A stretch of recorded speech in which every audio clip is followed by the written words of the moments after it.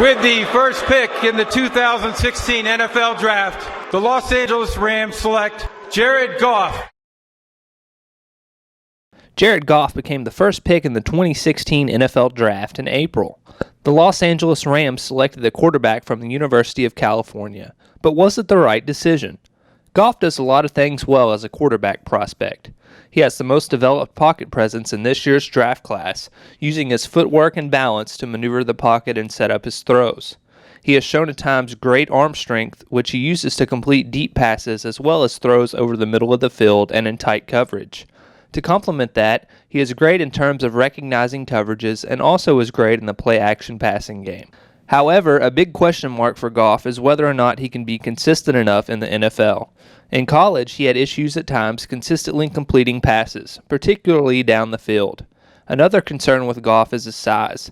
He got beat up throughout his career at California, and although he's progressed and gotten bigger and stronger over the course of his 3 seasons as a Golden Bear, he still isn't as big as he needs to be as an NFL quarterback. I want to start by looking at several plays and statistics from Goff's junior season at Cal. First, I want to look at Goff's performance against Utah, a game in which he really struggled. Traditionally, Goff excelled against the blitz. However, in this game, Goff was running for his life. Although a couple of the interceptions weren't his fault, he did make a few bad decisions that proved to be costly in this game.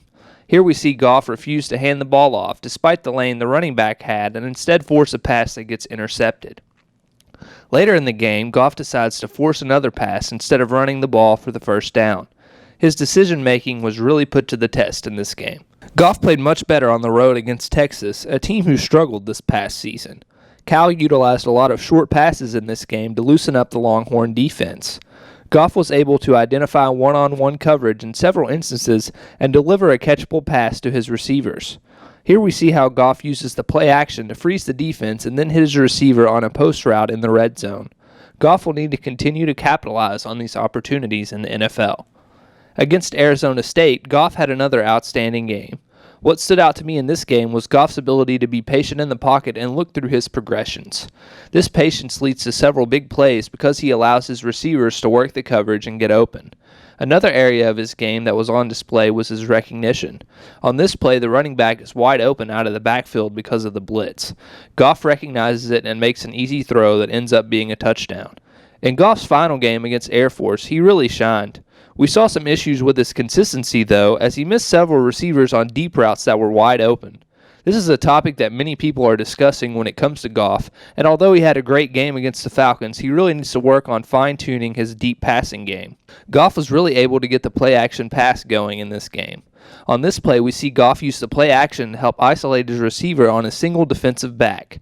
The play action freezes the safety, and by the time he gets back to help, it's too late. Again, Goff recognizes single coverage on this play and hits the receiver right out of his break for another easy touchdown. Air Force is a team that relies heavily on the blitz, which definitely played into Goff's hands. Goff was one of the best quarterbacks in college football against the blitz over the course of his career. Just check out the statistics from the 4 games I highlighted against the blitz, and you can see just how good Goff is in that regard. Certainly, this is something that will greatly benefit him in the NFL if he can keep it up. Goff also has a ton of success in these 4 games off of play action, which is an area of his game that will be huge in the NFL too. As you can see, the play action pass is a huge part of what Goff does. With the Rams, he will definitely continue to use the play action as a major part of his game with the running backs that Los Angeles has. I mentioned at the start of the video that Goff needs to bulk up and increase his size before the pro season begins. He took a lot of hits over his career with Cal, as you can see here by the numbers. He actually benefits from being in a good situation in Los Angeles. Have a look at the Rams' offensive line statistics over the past 3 seasons while Goff was playing at Cal. Pretty solid numbers. Although the Rams are a team that rely a lot on the run, it has to be beneficial for Goff to play for a solid offensive line to start his career. Another weakness I pointed out was Goff's issue with consistency. At Cal, he definitely benefited from playing in a pass-happy offense. He averaged 42 pass attempts per game in his career. To put it into perspective, Carson Wentz, who was drafted 2nd overall, only threw 40 passes in a game 1 time in his entire career.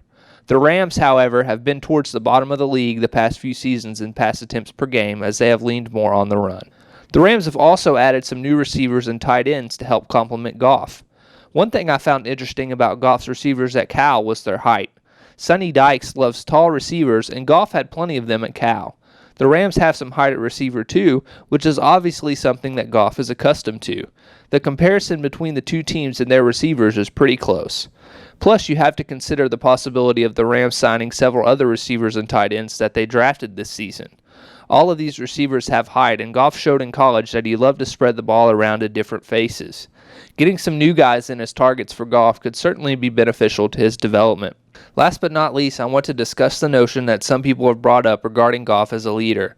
Critics have pointed out that Goff couldn't win in college, so how can he win in the pros? While Cal did struggle during the first 2 years of Goff's reign at quarterback, they did improve each season. Each year they improved their win total and improved overall as an offense. Goff was the starter as a true freshman for an absolutely horrible Cal team, but he continued to improve with each season. To me, I think Goff can be successful if he learns to manage the game as an NFL quarterback. Like I said, the days of him throwing 60 passes in a game are likely numbered, especially with the Rams, who have several great running backs they can rely on. If Goff can continue to excel in the play-action passing game, stay consistent, and not get injured, I think he could be a solid quarterback and a great fit in Los Angeles with the Rams.